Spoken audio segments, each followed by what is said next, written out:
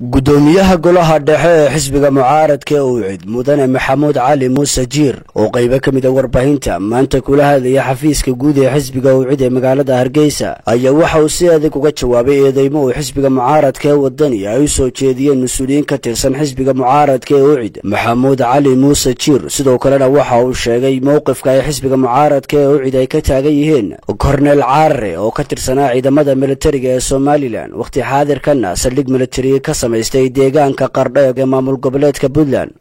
gudoomiyaha golaha dhexe ee xisbiga mucaaradka ee UCID maxamuud cali muuse jiir waxa uu xisbiga mucaaradka ee wadani ugu baaqay inay cadeeyaan mowqifka ay ka xisbiyahan ka aaminsan yihiin Cornel Caare oo ka tirsanaa ciidamada qaranka waqti xaadirkana saldhig militari ka samaystay deegaanka Qardho ee maamul goboleedka Puntland waxaan maanta halkan aanu isugu nimid inaanu ka hadallaan ku munaasib ahayn xisbiga UCID oo bariyahanba ka soo baxayay xisbiga wadani oo moodo inay baal marsan yihiin dalkan shuruucdiisa iyo xeerarkiisa taariikh fara badan oo beenana ka sheegay xisbiga UCID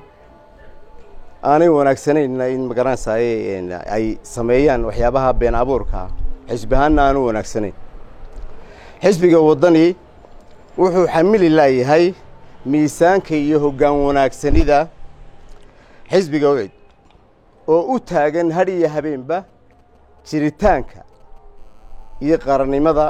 jiritaanka difaaca qarannimada Somaliland waad ogtihiin annagu waxaan dan caam ahayn kama hadalno haddaba waxa argagixisaa xisbiga ka shaqaynaya ee ku hawlan jiritaanka iyo qarannimada Somaliland iyo difaaceeda iyo wanaageeda iyo sharafteeda iyo doorashooyinkeeda iyo wax waloo ku munaasiba oo wanaag ay leedahay Somaliland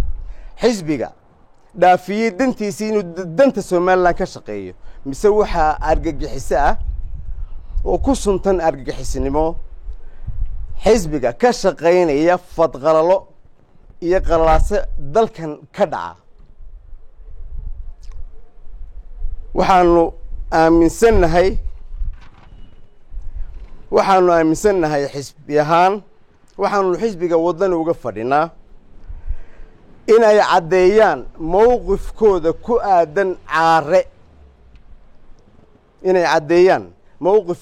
aadan Caare oo xisbiga UCID uu hore u sheegay halka uu ka taagan yahay Caare haddii kale waxaanu arkaynaa ama xisbiga UCID u arkaya